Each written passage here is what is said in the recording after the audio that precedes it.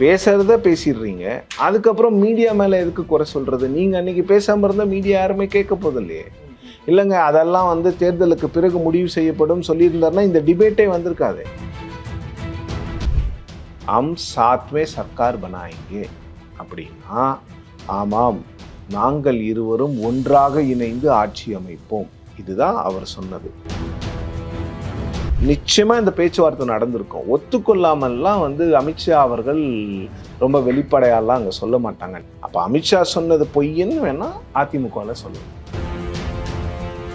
அவங்க அமித்ஷா அப்படி சொல்லலைங்கிறதெல்லாம் பண்ண முடியாது. ஏன்னா வீடியோ எவிடன்ஸ் இருக்குது, நாங்கள்லாம் நேரில் இருந்தோம், எனக்கெல்லாம் ஹிந்தி புரியும், அவர் என்ன சொன்னாருங்கிறது கூட நான் தான் உங்களுக்கு சொல்லி காமிச்சேனே. விஜய் வந்து அதிமுக தரப்போட பேச்சுவார்த்தை நடத்திட்டு இருந்தாரு அப்படின்ற மாதிரி செய்திகள் நம்ம எல்லாருமே கேள்விப்பட்டோம். அதெல்லாம் சரியா வராதுங்க.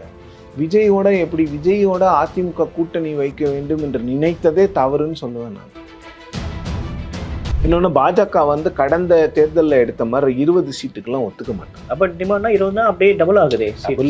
சொல்கிறேன் அதுன்னும் போது அவங்களுக்கு வந்து அவங்க கிட்டத்தட்ட ஒரு 35லேருந்து 40 இடங்கள் நிச்சயமாக கேட்பாங்க.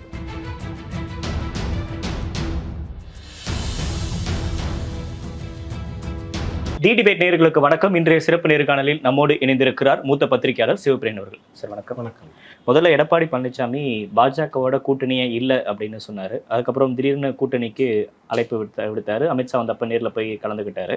இப்போ கூட்டணி மட்டும்தான், ஆட்சியில் பங்கு இல்லை அப்படின்றத எடப்பாடி பழனிசாமி தரப்பு ரொம்ப அழுத்த திருத்தமாக சொல்லியிருக்காங்க. நேற்று எடப்பாடி சொன்னார், இன்னைக்கு தம்பிதுரை பேசுகிறாரு, ஜெயக்குமார் பேசுகிறாரு.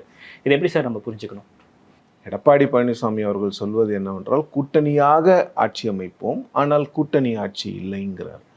நான் அதை எப்படி புரிஞ்சுக்கிறதுனா, ஓல்டு ஏடிஎம்கே ஸ்டைலில் எப்படி இருக்கும்னா, ஜெயலலிதா அவர்களுடைய தலைமையில் அமைக்கப்படுகின்ற கூட்டணிக்கெல்லாம் தேர்தல் முடிந்த நாளன்றே இந்த கூட்டணியினோட ஆயுள் காலம் முடிந்து விட்டது. அதன் பிறகு அவர்கள் வேறு வேறு கட்சிகளாக செயல்படுவார்கள். கூட்டணி என்பது தேர்தலுக்கு மட்டும்தான், ஆட்சிக்கு கிடையாதுங்கிறது. கருணாநிதி அவர்கள் வந்து கொஞ்சம் அதை வந்து ஸ்டைலில் டிஃப்ரெண்ட்டாக வச்சுருப்பார். தேர்தலுக்கு பிறகும் கூட்டணி தொடரும், ஆனால் ஆட்சியில் பங்கு இல்லை. பட் எடப்பாடி பழனிசாமி அவர்கள் புதன்கிழமை பத்திரிகையாளர்களை சந்திக்கும் போது வேறு ஒரு விஷயத்தையும் சொல்கிறார்.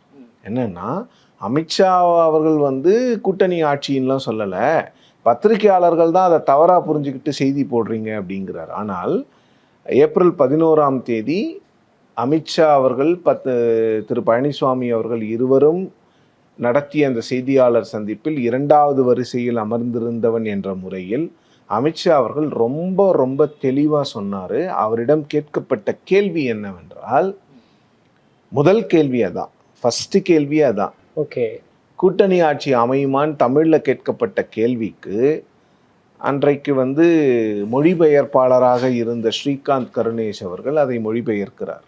அதாவது, கூட்டணி ஆட்சியாக தமிழ்நாட்டில் அதிமுக பாஜக ஆட்சி அமைக்குமா? அதற்கு அமித்ஷா சொன்ன வார்த்தைகள், ஆஞ்சி हम साथ में सरकार बनाएंगे அப்படின்னா, ஆமாம், நாங்கள் இருவரும் ஒன்றாக இணைந்து ஆட்சி அமைப்போம், இதுதான் அவர் சொன்னது.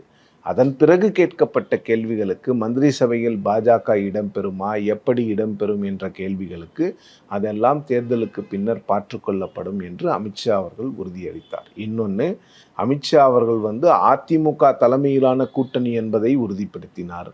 அந்த தலைமைக்கு எடப்பாடி பழனிசாமி அவர்கள் தான் தலைமை தாங்குவார் என்பதையும் உறுதிப்படுத்தினார். அதோடு இது கூட்டணி ஆட்சியாக இருக்க வேண்டும் என்பதை அமித்ஷா அவர்கள் அவருடைய விருப்பமாகவும் அவருடைய அந்த ஒரு அசர்ஷனாகவும் அவர் அதை சொன்னார். இதுதான் அன்னைக்கு நடந்தது. அதன் பிறகு வந்து, ஆனால் அதிமுகவினுடைய ஸ்டாண்டு, இப்போ அவங்க சொல்கிறது தேர்தலுக்கான கூட்டணி தான், கூட்டணி ஆட்சி இல்லை என்று சொல்வது வந்து எனக்கு ஒன்றும் பெரிய ஆச்சரியமாக இல்லை. அது கூட்டணி ஆட்சி தான் அமைப்போம் சொன்னாங்கன்னா இந்த அலையன்ஸ் டேக் ஆஃபே ஆகாது. இந்த கூட்டணி பொறுத்த வரைக்கும் சார், பாஜக வந்து ரொம்ப கிளியர் கட்டாக இருந்தாங்க, அதிமுக வந்து நம்மளுக்கு வேணும் அப்படின்னு.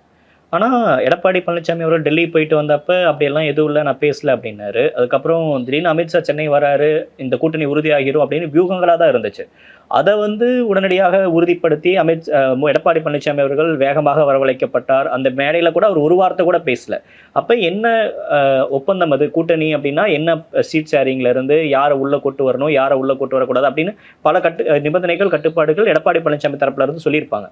அப்ப அந்த கூட்டணி ஆட்சி அப்படின்றதும் அவங்க சொல்லியிருப்பாங்கல்ல, பேசியிருப்பாங்கல்ல. எடப்பாடி அவர்களுக்கு பேசுவதற்கு வாய்ப்பு அந்த பத்திரிகையாளர் சந்திப்பில் நிறைய இருந்தது. ஆனால் அந்த வாய்ப்பை அவரும் உபயோகப்படுத்திக் கொள்ளவில்லை என்பதுதான் உண்மை. பத்திரிகையாளர் சந்திப்பில் இருந்தேன். ஒரு ஆங்கில பத்திரிகையினுடைய ஒரு நிருபர் ஒருவர் எடப்பாடி பழனிசாமி அவர்களை நோக்கி ஒரு கேள்வி கேட்டார், குறிப்பாக எதிர்க்கட்சி தலைவருக்கு என்று சொன்னார். ஆனால் எதிர்க்கட்சி தலைவர் திரு எடப்பாடி பழனிசாமி அவர்கள் அமித்ஷா அவர்கள் பேசி முடிக்கட்டும், அதன் பிறகு நான் பேசுகிறேன்னு சொன்னார். அவர் பேச வேண்டும் என்றால் அதற்கான வாய்ப்புகள் அந்த பத்திரிகையாளர் சந்திப்பில் இருந்தது. அவரிடம் 2 கேள்விகள் கேட்கப்பட்டது. 2 கேள்விகளுக்குமே நான் பிறகு பதிலளிக்கிறேன் என்று சொன்னவர் பழனிசாமி அவர்கள் தான். இது பத்திரிகையாளர் சந்திப்பில் நடந்தது. அவருக்கு அந்த பத்திரிகையாளர் சந்திப்பில் பேசாமல் இருக்கணுன்ற நிர்பந்தம்லாம் இல்லை. அவர் பேசலை, அதுதான் உண்மை நான் பார்த்த வரைக்கும். அதன் பிறகு என்னென்ன டிமாண்ட்ஸ் இருக்கும், இது யூகமாக தான் பார்த்தோம் எல்லாரும் அப்படின்னா அப்படி இல்லை. எடப்பாடி அவர்கள் டெல்லி சென்று அமித்ஷா அவர்களை பார்ப்பதே கூட்டணிக்கான அச்சாரம் தான்.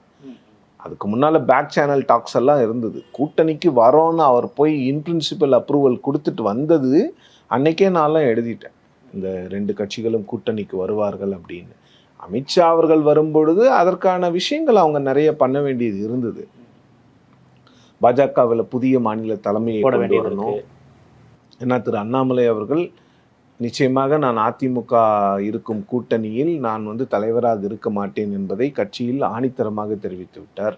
இன்னொன்று, அண்ணாமலை அவர்களுக்கும் ஏடிஎம்கே லீடர்ஸ்க்கும் ஒர்க்கிங் ரிலேஷன்ஷிப்பே கிடையாது. ஒருத்தரைக்கு ஒருத்தர் பார்த்து பேசிக்கொள்வதோ சிரித்துக்கொள்வதோ அது போன்ற ஒரு பரஸ்பர நல்லுறவில் இருவருமே இல்லை.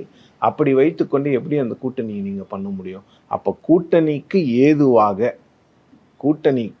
ஏதுவாக ஒருவரை கொண்டு வர வேண்டும். நயினார் நாகேந்திரன் நாமினேஷன் பண்ண பிறகு அதை அமித்ஷா அவர்கள் உடனே ட்வீட் பண்ணி அண்ணாமலை அவர்களுக்கு வேற பொறுப்பு கொடுக்கப்படும்னு சொல்றாரு.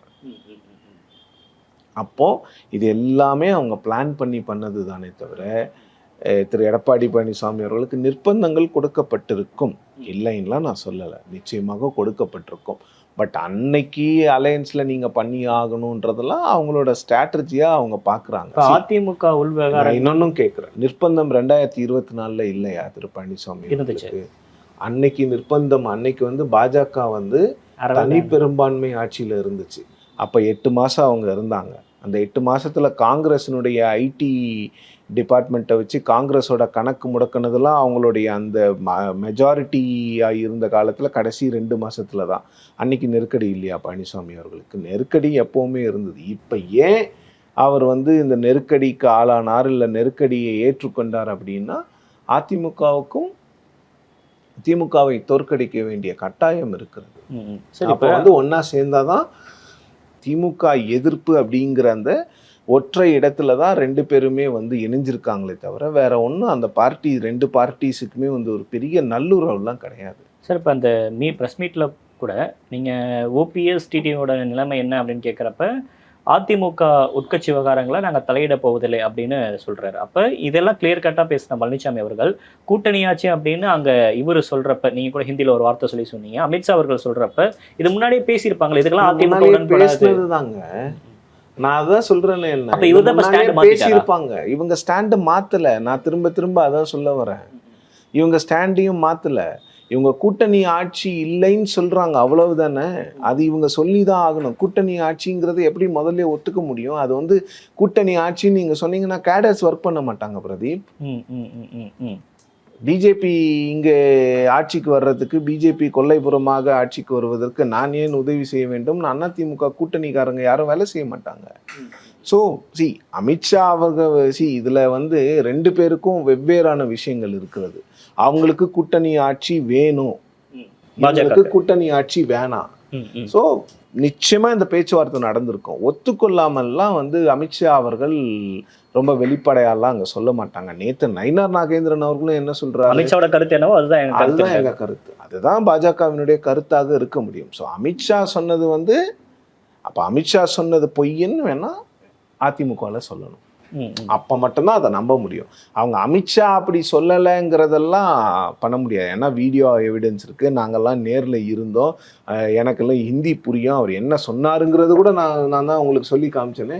ஹம் சாத்மே சர்க்கார் பனாயிங்கன்னு தானே சொன்னார், நாங்கள் இருவரும் சேர்ந்து ஆட்சி அமைப்போம் சொன்னார். ஸோ அப்போ என்னன்னா இவங்களுக்குள்ள கம்பல்ஷன், அதை வந்து ஒன்று அவங்க வந்து இவர் ரொம்ப வெளிப்படையாக சொல்ல மாட்டாருன்னு எதிர்பார்த்துருக்கலாம், இதை வெளிப்படையாக சொல்ல மாட்டாங்கன்னு எதிர்பார்த்துருக்கலாம், இல்லை சொன்னாலும் நம்ம சமாளிச்சுக்கலான்னு ஏதாவது நினச்சிருக்கலாம். இப்போ அந்த ரியாலிட்டி வரும்போது அவங்க வந்து அதை டிஃபெண்ட் பண்ணி தான் ஆகணும்.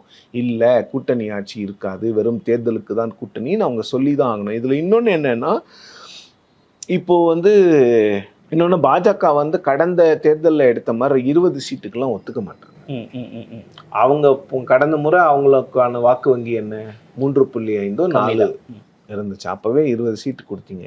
இன்னைக்கு எங்களுடைய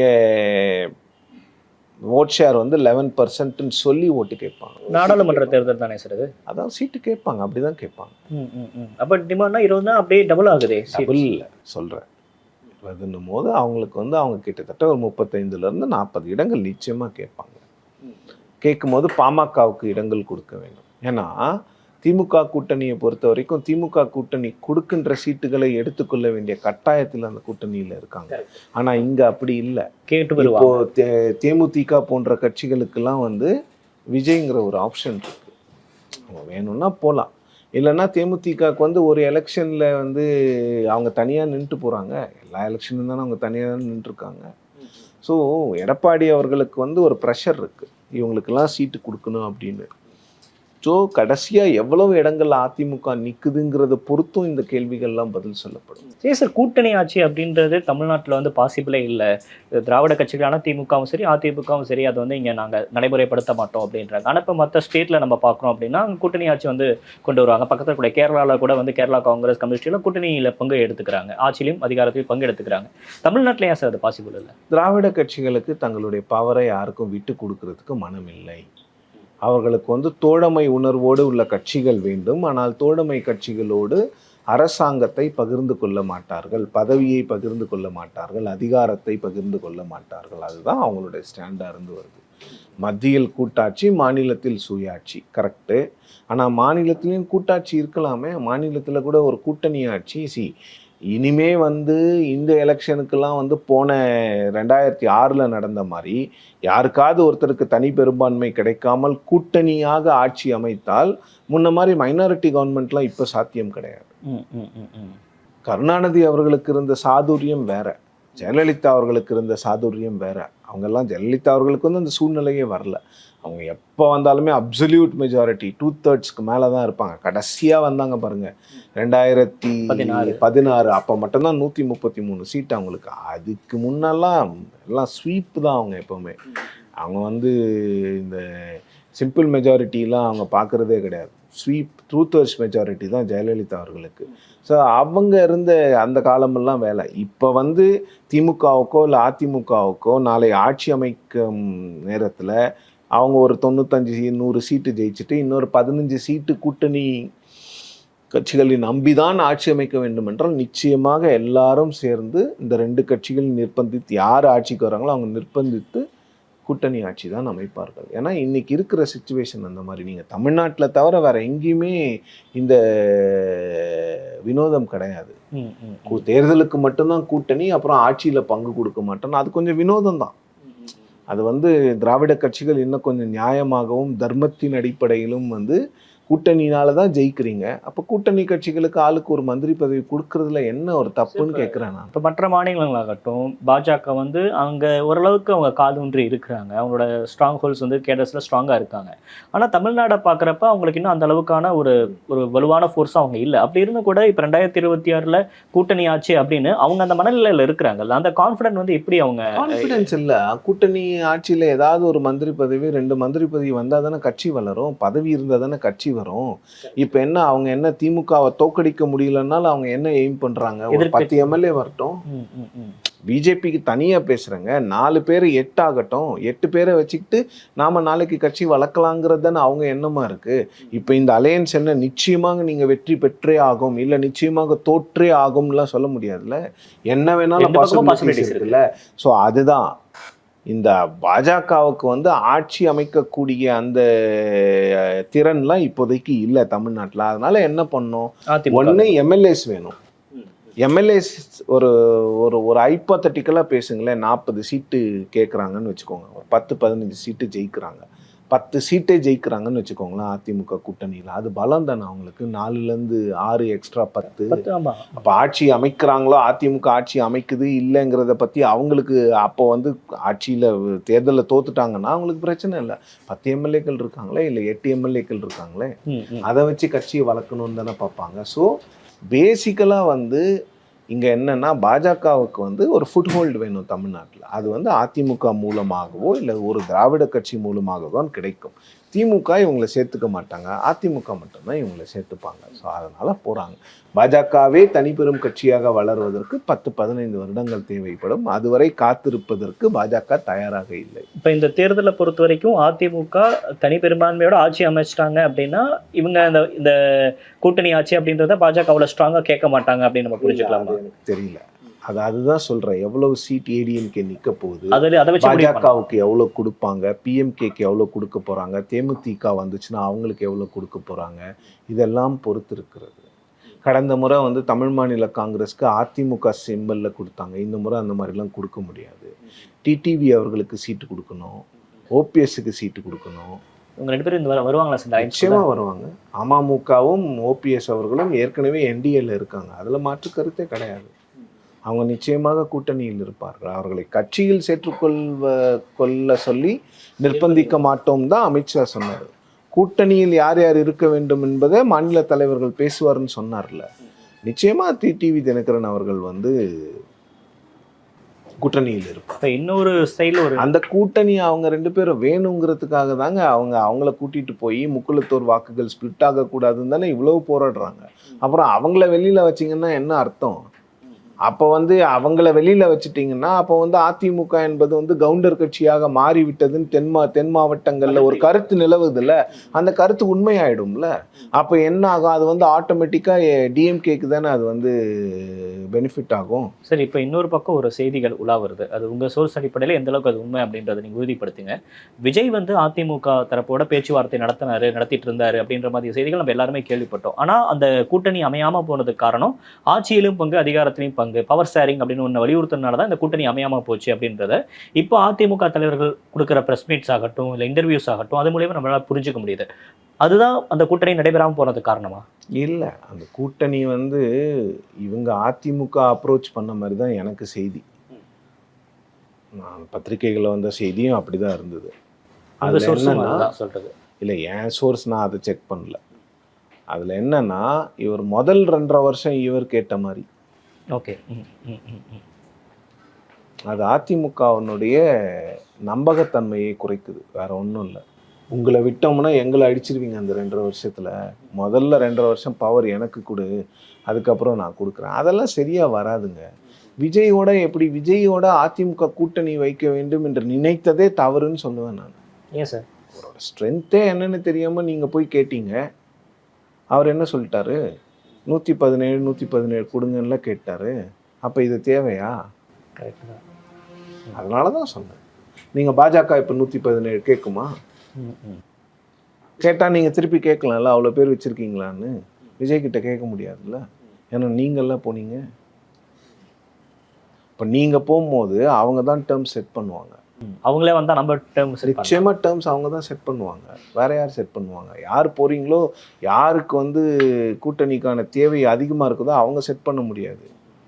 யார் கமாண்டிங் பொசிஷனில் இந்த ஏடிஎம்கே போனதுனால விஜய் என்ன நினச்சிருப்பாரு? அவங்கள அவ்வளோ பெரிய கட்சியே என்ன, அப்போ நான் வந்து 117 கேட்குறேன்னு கேட்டிருக்கலாம். அதுவும் முதல் ஆட்சிங்கிறது அப்போ என்னென்னா முதல்ல உங்ககிட்ட கொடுத்தோம்னா எங்களை நசுக்கிடுவீங்க. அதனால் முதல்ல நாங்கள் வச்சுக்கிறோம் 2.5 வருஷம். அப்புறம் குமாரசாமி மாதிரி நாங்கள் கவுத்துருவோம். என்ன வேணாலும் பண்ணலாம்ல.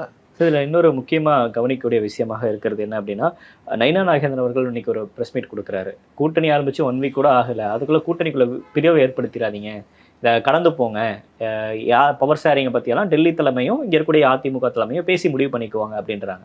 இந்த கூட்டணி விரிசல் அப்படின்ற அளவுக்கு இந்த ஒரு சின்ன விஷயம் அந்த அளவுக்கு அவங்க அதுக்கு ஹீல்ட் ஆகுறாங்களா? மீடியாவோட ப்ரெஷருக்கு கட்சி தலைவர்கள் ஹீல்ட் ஆகுறாங்களா? இல்லை ஈல்டுன்னு இல்லை, இது வந்து ஒரு ஒரு இஷ்யூ தான். இது அமித்ஷா அவர்கள் வெளிப்படையாக அன்னைக்கு சொல்லியிருக்க வேண்டான்ற சொன்னதுனால தான் இவ்வளோ பிரச்சனை. பேசுறத பேசிடுறீங்க, அதுக்கப்புறம் மீடியா மேலே எதுக்கு குறை சொல்கிறது? நீங்கள் அன்னைக்கு பேசாமல் இருந்தால் மீடியா யாருமே கேட்க போதில்லையே. இல்லைங்க, அதெல்லாம் வந்து தேர்தலுக்கு பிறகு முடிவு செய்யப்படும் சொல்லியிருந்தாருன்னா இந்த டிபேட்டே வந்திருக்காது. அவர் சொல்கிறாரு கூட்டணி ஆட்சி, நீங்கள் எல்லாரும் அங்கே தானே உட்காந்துருக்கீங்க. திரு எடப்பாடி பழனிசாமி இருக்கிறாரு, திரு KP முனுசாமி அவர்கள் இருக்கிறாரு, திரு SP வேலுமணி இருக்கிறாரு, கீழே RB உதயகுமார் உட்காந்துருக்காரு. இவ்வளோ பேர் இருந்துட்டு நீங்கள் யாருமே பேசல. அப்படி இல்லைன்னா அன்னைக்கே ஒரு கிளாரிஃபிகேஷனாவது கொடுத்துருக்கணும்.